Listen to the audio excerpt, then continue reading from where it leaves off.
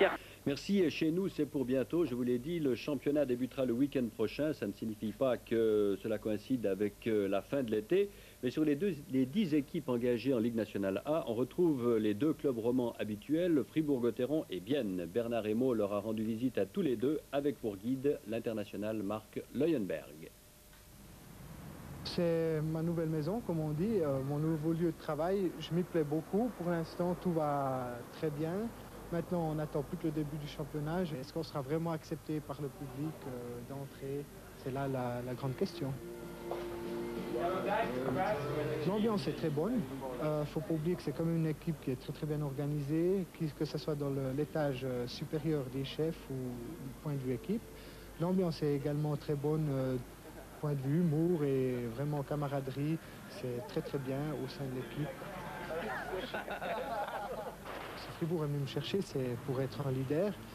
Mon rôle de jouer dans une deuxième, voire troisième ligne, ça ne me gêne pas, étant donné qu'à Bienne, la saison passée, et il y a 2 saisons également, j'ai joué avec Boucher, je jouais même en troisième ligne pour essayer d'équilibrer l'équipe, et ceci ne me gêne pas. En plus de Marc Leuenberg, Gigli, Silver, l'entraîneur Paul-André Cadieux comptera beaucoup sur la présence de Patrice Brazet, un des meilleurs défenseurs du pays, de retour au Bercail après plusieurs saisons passées à Lugano. Bon, Fribourg, ça a toujours resté quand même mon club. Puis c'est sûr que maintenant on a une équipe qui a quand même une certaine capacité, où on peut espérer faire un bon championnat. Donc c'est sûr que c'est intéressant pour moi. Donc vous êtes prêt, vous n'avez pas de problème de réadaptation, si on peut dire? Non, pas vraiment, vu que je reviens quand même chez moi, donc sur ce plan-là, j'ai pas vraiment de problème. On peut faire des pronostics sur la position de Gotteron? Bon, disons, ça va être un championnat qui est très dur. Là, il y a l'arrivée de beaucoup de Russes dans les équipes.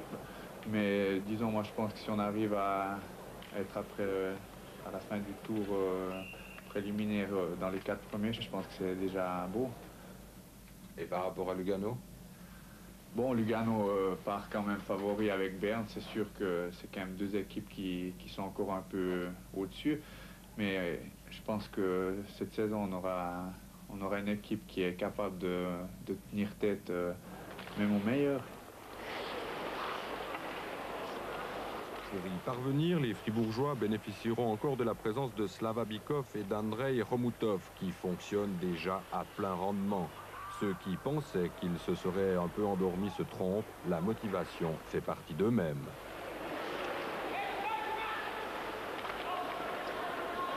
Nous avons appris à CSKA, en Russie, et nous aimerions gagner tous les matchs, tous les tiers, toutes les situations. C'est comme ça. Les patins sont affûtés, les Fribourgeois sont prêts. Rendons-nous à Bienne, qui vit aussi à l'heure soviétique. Number 14. Valeri Shiryaev. Yuldashev Ramil, 17. Fini le temps des Canadiens. Gingras et Dupont sont partis. Les étrangers viennent de Sokol-Kiev. Bienne et son président ont également cédé à la tentation soviétique. On a eu toujours à Bienne des joueurs canadiens, mais si je regarde maintenant la relation prix-performance, c'est très clair. Les Russes sont meilleurs au marché. Et si vous regardez, on a reçu les meilleurs buteurs des années passées, saisons passées, et en même temps, Shiryaev était le meilleur défenseur offensif pendant 3 saisons. Alors, aux Amériques, je ne pourrais pas payer ça. Les Viennois ont perdu plusieurs grosses pointures, parmi elles Leuenberg, Stellin et Schliemann. La formation dirigée par Dick Declos devra se trouver un nouveau style, une identité.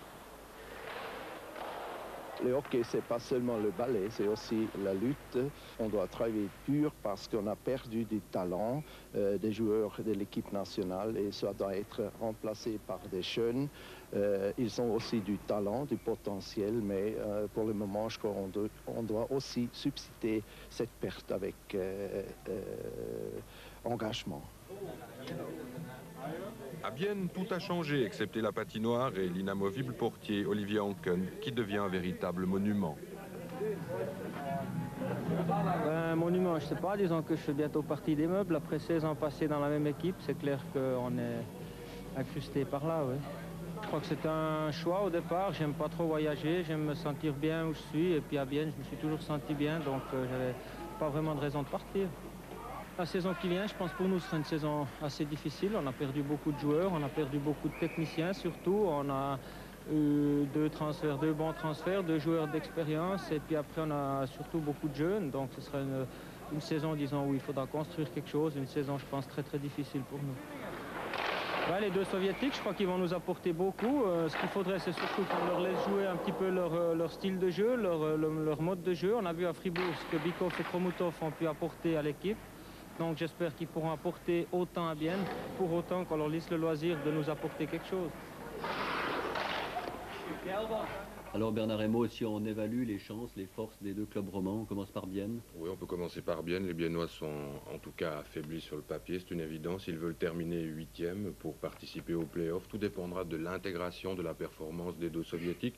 Et puis Gauthieron, Jacques, paraît très fort, mais cette année, l'effet de surprise ne jouera plus et les Fribourgeois devront confirmer, et ça, c'est pas toujours difficile. Les favoris restent Berne et Lugano, mais le championnat est très long, il faudra être fort pendant les play-offs surtout. Pendant les play-offs, mais avant les play-offs, on va tout de même signaler une innovation.